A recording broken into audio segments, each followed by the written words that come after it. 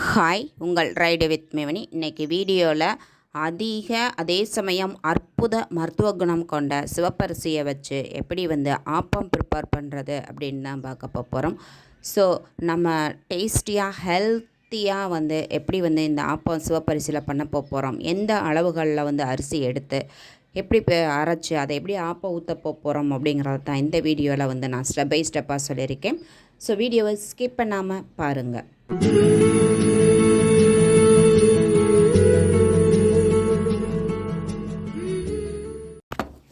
ஒரு பாத்திரத்தில் இந்த மாதிரி ஒரு பவுல் அளவுக்கு சிவப்பரிசி எடுத்திருக்கேன். அதே பவுலில் ஒரு பவுல் அளவுக்கு பச்சரிசி எடுத்துக்கிறலாம். இதை நல்லா ரெண்டையுமே நல்லா வாஷ் பண்ணிவிட்டு ஊற வச்சுக்கலாம் ஃப்ரெஷ்ஷான வாட்டரில். இந்த பச்சரிசியும் சிவப்பரிசியும் ஒரு 4 to 5 மணி நேரம் ஊற வச்சுக்கிறலாம். நம்ம அரிசி எடுத்த அதே பவுலில் அரை பவுல் அளவுக்கு உளுந்து எடுத்து வாஷ் பண்ணி ஊற வச்சுக்கிறலாம்.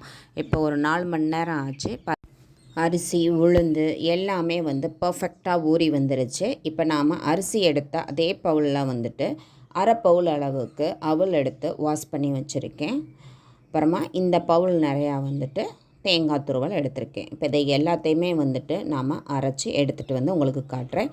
பாருங்கள், இந்த மாதிரி நல்லா அரைச்சி எடுத்தாச்சு. ஸோ அதை நம்ம அப்படியே மூடி போட்டு நான் மூடி வச்சிட்றேன். ஓவர் நைட் நான் அப்படியே வச்சுட்டு உங்களுக்கு காலையில் காட்டுறேன். பாருங்கள் எப்படி நல்லா புளிச்சு உப்பி வந்திருக்கு. ஸோ இப்போ இதில் சுகர் ஆட் பண்ணிக்கிறலாம். ஆட் பண்ணிவிட்டு அது கூடவே டேஸ்ட்டுக்கு தேவையான அளவு உப்பும் ஆட் பண்ணி நல்லா மிக்ஸ் பண்ணிக்கிறலாம். நல்லா மிக்ஸ் பண்ணி விட்டாச்சு. பாருங்கள், அது மாவை நல்லா மிக்ஸ் பண்ணும் பொழுது அந்த ரெட் ரைஸ்க்கே உரிய அந்த ஃப்ளேவர் அருமையாக வருது. நல்லா இந்த மாவோட அந்த ஆப்பத்துக்கு இந்த இது கன்சிஸ்டன்சி எப்படி இருக்கணும்னா, தோசை மாவை வச்சுருப்போம் இல்லைங்களா, அதை விட இன்னும் கொஞ்சம் தண்ணியாக நாம் கரைச்சி எடுத்துக்கிறணும். இப்போ ஆப்பச்சட்டியில் ஒரு 2 கரண்டி, என்னோடய கரண்டி கொஞ்சம் சின்ன கரண்டி.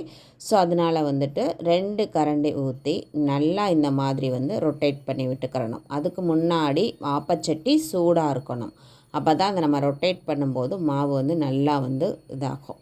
ஸோ நல்லா சூடான சட்டியில் அப்படியே மாவை ஊற்றி நல்லா சுற்றி எல்லா பக்கம் இந்த மாதிரி ஒரு ஆட்டி விட்டுட்டு அப்படியே மூடியை போட்டு மூடி விட்டுட்டு மீடியம் ஃப்ளேமில் குக் பண்ணினோம்னா இந்த மாதிரி சூப்பராக குக்காகி வந்திருக்கும். ஓரங்களை எடுத்து விட்டுட்டோம்னா இப்படி இந்த மாதிரி கையாலேயே எடுத்துக்கிறலாம்.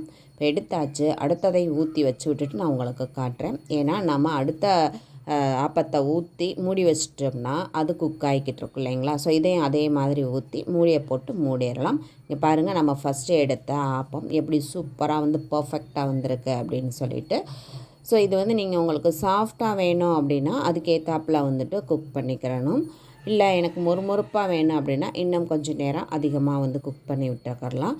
ஸோ இப்போ பாருங்கள், அடுத்தது நம்ம ஊற்றி வச்சதுமே குக் ஆகிருச்சு, எடுத்துக்கரலாம். சூப்பராக பர்ஃபெக்டாக வந்திருக்கு. நல்ல சாஃப்டாக சோடாப்பு எதுவுமே சேர்க்க வேண்டியதில்லை. நான் சொன்ன அளவுகளே பர்ஃபெக்டாக இருக்கும். இந்த சிவப்பரிசியில் பார்த்திங்கன்னா அதிக புரதமும் நார்ச்சத்தும் இருக்கிறதுனால குழந்தைங்கள்லேருந்து பெரியவங்க வரைக்கும் தாராளமாக எடுத்துக்கிறலாம். அது மட்டும் இல்லை, இது சர்க்கரையின் அளவை கண்ட்ரோல் பண்ணுது. அதே மாதிரி கேன்சர் வராமல் தடுக்குது. இது மாதிரி இன்னும் நிறைய அதிக மருத்துவ குணங்கள் கொண்டது. அது மட்டும் இல்லை, குழந்தைகளுக்கு ரொம்பவே வளர்ச்சியை கொடுக்கக்கூடியது, எளிதில் டைஜஸ்டிவ் ஆகக்கூடிய ஒரு அற்புத அரிசி அப்படின்னே சொல்லலாம் இந்த சிவப்பரிசியை. ஸோ இதை நம்ம காலை உணவாக எடுத்துக்கும் பொழுது ரொம்பவே அந்த நாள் முழுவதுமே ஆக்டிவாக இருக்கும். இந்த சிவப்பரிசியை நம்ம அடிக்கடி உணவில் எடுத்துக்கிறதுனால நம்மளுடைய உடல் சூட்டை குறைக்குதுங்க. அது மட்டும் இல்லாமல் இது மனதை புத்துணர்வாக வச்சுக்கிறது.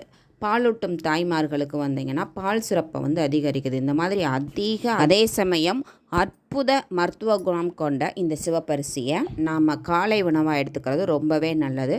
ஸோ இந்த ஆப்பத்துக்கு நான் தேங்காய் பால் வச்சு கொடுத்தேன். ஸோ எங்கள் வீட்டில் எல்லாருமே என்ஜாய் பண்ணி சாப்பிட்டாங்க.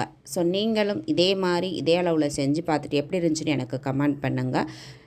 தேங்க்யூ.